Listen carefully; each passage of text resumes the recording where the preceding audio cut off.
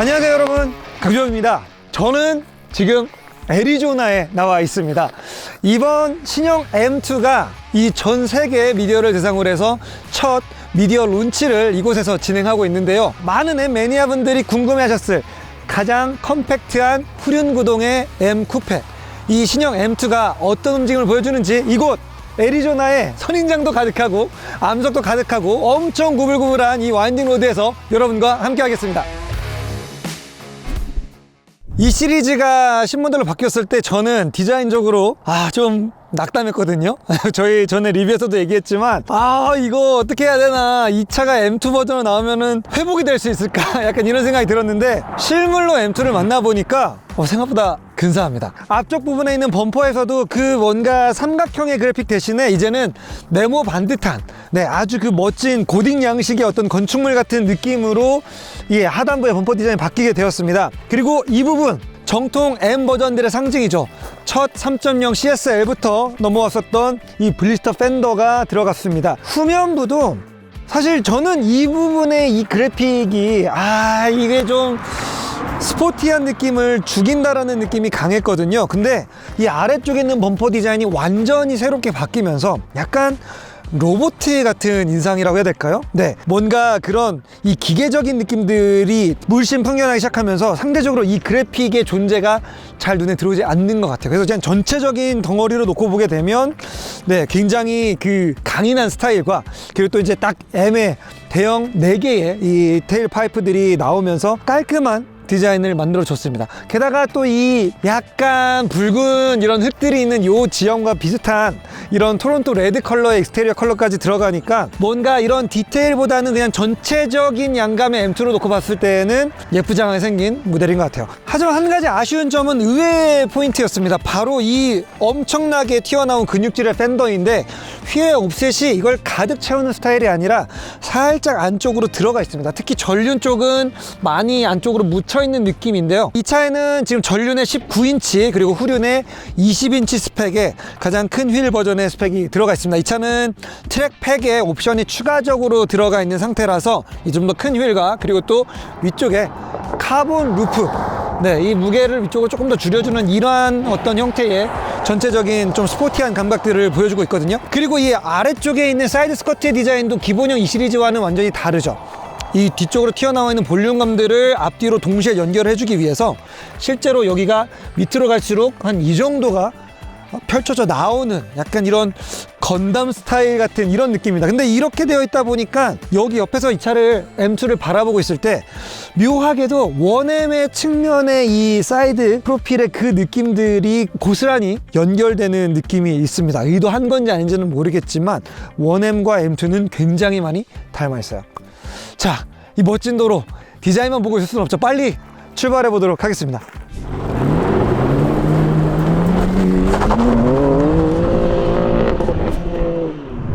신형 M2보다도 이 완벽한 시승 코스의 BMW의 안목이 돋보입니다. 이거는 그 약간 뉘르부르크링의 일부 요소와, 그리고 영국 웨일즈 쪽에 있는 산악도로들, 국도들의 느낌들을 적당하게 섞어놓은 고속이면서도 여러 범프가 있기 때문에 진짜 이 하체 반응들이 정말 처리할 수 있는 그 한계가 높지 않으면 과감하게 공략하기 어려운 구간입니다.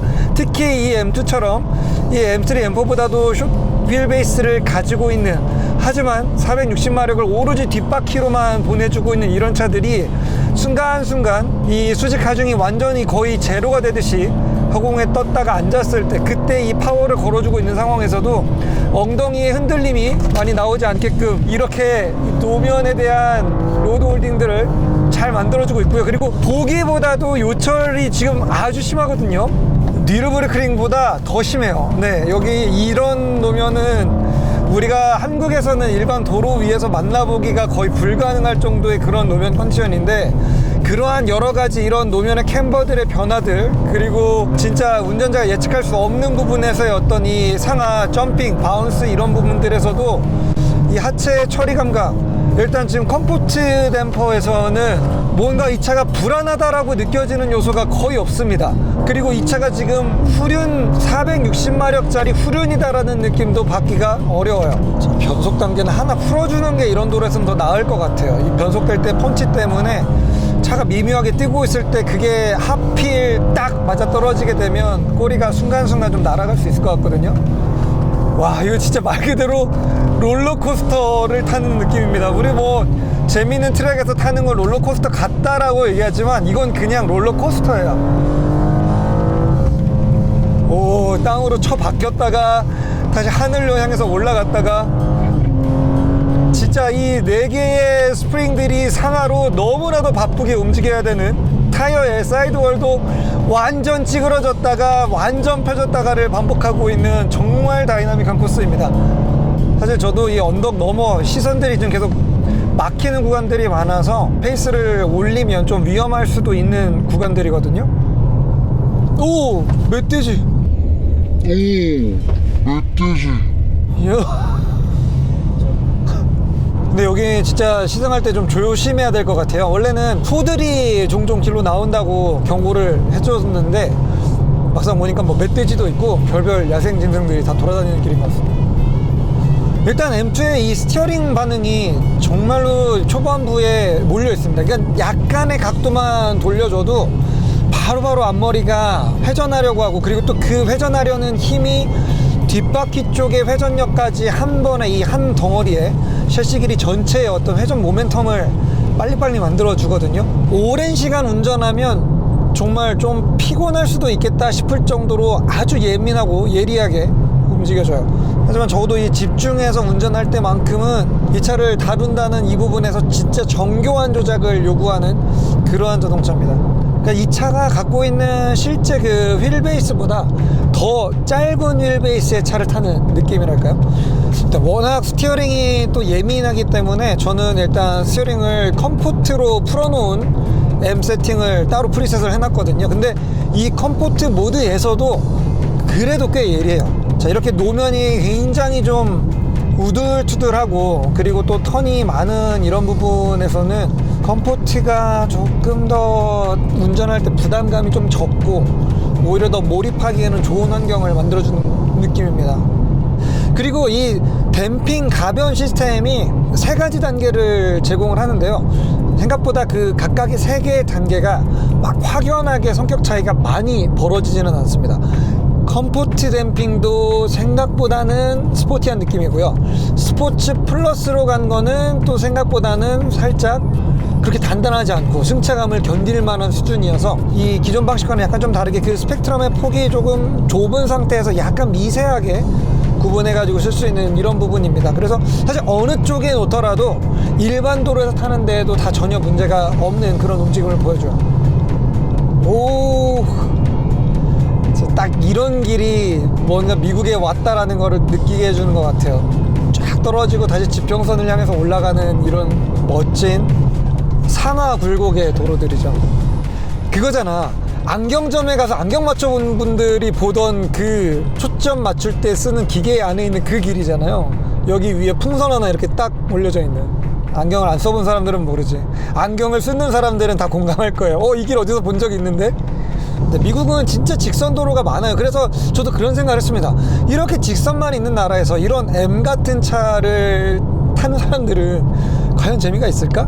그런데 또 의외로 이런 직선 도로들도 상하의 어떤 이런 범프나 언덕들이나 뭐 이런 부분들이 입체적인 공간들도 많고, 그리고 또 이 M이 가지고 있는 현가 장치는 그런 어떤 상하 움직임에 대한 반응에서도 충분히 재미를 느낄 수 있기 때문에 여기 미국은 또 미국 나름의 M을 즐기는 방식이 존재하지 않을까요?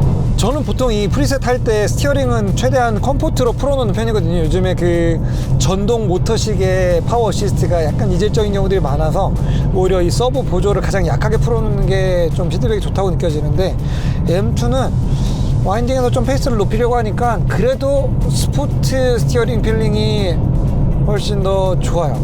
전륜에서 오는 이 감각들도 확실한 편이고요. 전에 M3 리뷰할 때에도 저희가 이 타이어의 약간 특이한 세팅에 대해서 한번 언급한 적이 있습니다. 거의 스퀘어 세팅이지만 고작 10mm 차이의 전후륜의 차이를 보여줍니다. 하지만 인치가 다르기 때문에 앞쪽은 19인치고요 35 시리즈고요 뒤쪽은 30 시리즈의 20인치 림이기 때문에 10mm 차이가 아니라 실제로는 각 륜이 보여주고 있는 캐릭터 자체가 전후륜이 전혀 다르게 기능하게 돼요. 그래서 전륜은 훨씬 더 포용력이 높은 수준으로 어떻게든 언더스티어를 억제하는 그러한 완벽한 미케니컬 그립과 로드 홀딩을 보여주게 되고요. 후륜 부분 같은 경우에는 여러분들이 페달 조작을 어떻게 하느냐에 따라서 그립 쪽을 높일지 아니면 슬라이드 영역 쪽의 컨트롤을 유리하게 가져갈지 아마 이거보다 더 넓은 타이어를 꼈다면 움직임 차이, 거동의 차이가 조금은 날카롭게 들어올 수도 있거든요. 이 신형 M2에서 가장 마음에 드는 부분은 저희가 최근에 이 클래식 20년 전에 거의 25년 전에 나온 M 모델들도 이곳 미국에서 한번 타봤거든요. 근데 이제 그 차량들은 정말 엔진을 빡빡 쥐어 짤 때 느껴지는 그 재미로 타는 차였습니다. 그런데 이제 이 신형 M2는 제법 어른스러워진 파워트레인을 가지고 있습니다. 거의 911급의 출력에 해당되는 460마력의 이 출력이 기본 엔진에서 제공되고 있습니다.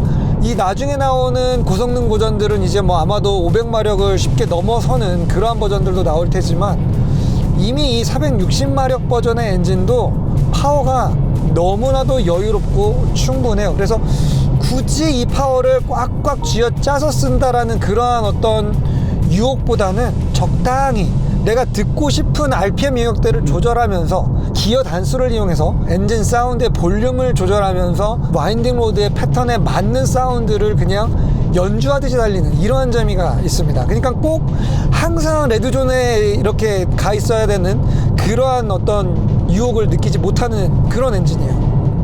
근데 진짜 미국이란 나라는 좀 재밌는 것 같아요. 고속도로는 콘크리트 포장인데 생각보다 승차감이 괜찮았고요. 이런 와인딩 로드는 아스팔트 포장인데 아스팔트가 아니라 되게 작은 자갈길을 밟고 가는 것처럼 진짜 이 노면이 입체적으로 볼록볼록볼록한 이런 느낌들이 옵니다. 그리고 이런 노면 덕분에 이 차의 이 스티어링 피드백이 예상외로 꽤나 선명하게 이러한 진동들이나 노면 상태들 이런 것들을 좀 잘 전달해주고 있다라는 거를 발견할 수도 있었어요. 그러니까 이 와인딩 로드가 아스팔트처럼 보이고 그 코너마다 캠버가 있어가지고 굉장히 노면 접지력이 잘 나올 것처럼 보이지만 실제로 스티어링을 통해서 전해지는 전륜의 피드백은 뮤값이 그렇게 좋지 않은 노면이다라는 그 신호를 제 양손을 통해서 전달해 줄 수 있는 정도의 레벨이 되고 있거든요. 자, 이번 M2의 큰 변화는 요즘 최신형 BMW들과 마찬가지로 아주 큰 화면이 커브드 형태로 해서 운전자를 감싸 안고 있는 스타일로 바뀌었습니다. 그리고 기본형 이 시리즈와는 다르게 이제 이 차는 M 전용 그래픽을 가지고 있는 클러스터를 가지고 있는데요. 그동안에 나왔던 기존의 M 모델과도 또 한 번 달라진 이 M2에서 저는 처음 만나보는 형태의 이러한 속도계와 타코미터의 그래픽이 꽤 괜찮게 다가옵니다. 처음에 엔진을 걸었을 때 이 컴포트 모드, 노멀 모드에서는 약간 육각형 형태로 좌우가 각각이 올라가는 속도계와 그리고 RPM 이렇게 가지고 있고 가운데 정보를 표시하는 이런 방식인데요. 계기판 모드를 이제 스포츠 모드로 바꿔주게 되면 자, 불필요한 이 좌우 영역들을 조금 더 좁혀주고 가운데로 집중할 수 있게끔 해서 속도와 기어 단수 그리고 또 이제 RPM이 육각형이 아니라 그냥 직선 형태로 딱 그 각도죠. M 로고에 있는 빨간색 라인의 그 느낌대로 RPM을 표현해주고 있습니다. 그리고 여기서 한 단계 더 나아가서 트랙 모드로 놓게 되면 이제 이 센터에 있는 부분들 내비게이션이나 이런 그 에이더스 관련된 조작 부분들이 필요가 없는 상황이기 때문에 이쪽 화면은 완전히 꺼지게 되고요. 주행에 필요한 변속 단수, 온도, 그리고 RPM, 속도계 이런 것들만 컴팩트하게 표현해주는 이러한 M 트랙 전용 계기판까지 세 가지 테마를 갖추게 됩니다. 더 반가운 변화는 위쪽에 있는 헤드업 디스플레이입니다. 이 헤드업 디스플레이에도 굉장히 M 로고로 스포티하게 표시가 되는 속도계와 단수 표시 그리고 수평 형태로 가로바로 RPM이 쭉 표시가 되고 있고요. 그리고 이제 이 레드존을 향해서 가게 되면 저 큰 가로 RPM 위쪽으로 정말 놓칠 수가 없는 아주 큰 형태의 시프트 경고 램프가 들어오게 됩니다. 진짜 레이스카 같은 느낌의 헤드업 디스플레이가 이 변화보다 더 만족스러운 변화입니다. 정말 아무도 없는 도로에 있습니다. 네, 그래서 이 차에 런치를 한번 해보고 싶어가지고 제가 잠깐 차를 세웠습니다.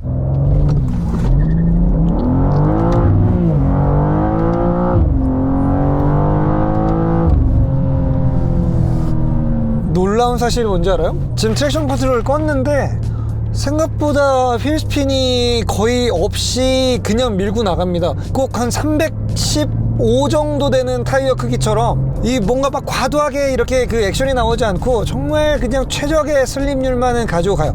왜 이 얘기를 하냐면 방금은 제가 론치 컨트롤 모드를 쓴 게 아니라 그냥 수동 모드로 출발을 시켰거든요. 근데 그럼에도 불구하고 후륜 그립이 워낙 높아서 뭔가 이렇게 길게 타이어 스키드 마크가 잘 나지는 않았습니다. 뭐랄까요, 이 뒤쪽으로 하중이 눌러지는 그 순간부터는 그 뒷타이어의 이 그립의 어떤 정도가 아주 선명하게 운전자한테 피드백을 줍니다. 지금 내가 이만큼까지 더 쓸 수 있어? 더 뒤쪽을 꽉 눌러도 돼? 약간 이런 부분들을 그냥 약간 좀 직감적으로 느낄 수 있는 그런 부분이기 때문에 출력에 비해 저는 이 차의 타이어가 항상 좀 좁지 않나 라는 생각을 했었거든요. 그런데 컨트롤 할 수 있는 범위의 관점에서 본다면은 285mm는 충분히 좋은 사이즈인 것 같아요. 그리고 확실히 저 RPM이든 고 RPM이든 이 변속 프로그램을 가장 빠르게 붙는 이 3단계로 가장 민감도를 올려놓게 되면은 진짜로 그 레이스카 미션에서 나는 약간 그 쿵쿵거리는 기계들의 어떤 만남의 진동이 있어요. 뻥 하면서 이게 주는 만족감도 무시하지 못하네요.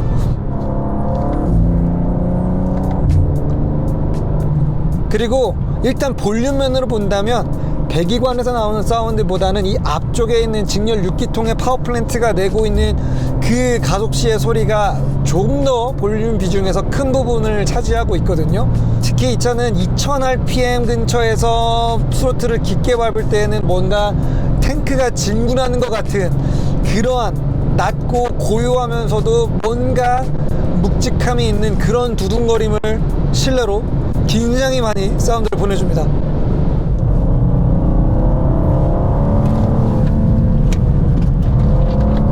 확실히 이 무게는 비슷하다고 하더라도 M3, M4에 비해서는 진짜 오밀조밀하게 빨리빨리 이 코가 바라보는 방향을 고쳐 앉을 수 있다는 게 이 M2의 고유한 영역입니다.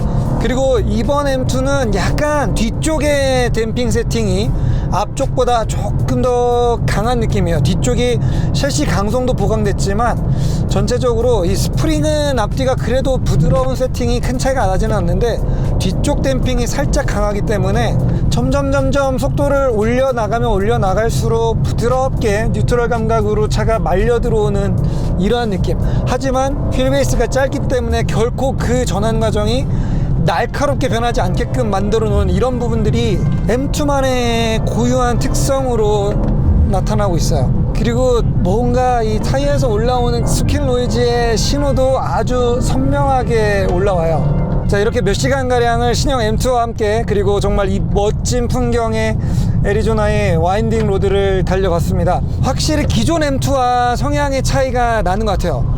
1세대 M2 같은 경우에는 제 입장에서는 너무 메커니컬 그립을 강하게 끌어올리고 모든 것들을 좀 극단적으로 다이얼을 맞춰 놓은 듯한, 그래서 진짜 이 그립 머신으로 탈 때 가장 재미를 느꼈던 그런 차라고 표현한다면요, 이번에 나온 이 2세대 M2는 약간 여유가 생겼어요. 그리고 너무 그렇게 진중하지 않으려고 하는 것 같아요.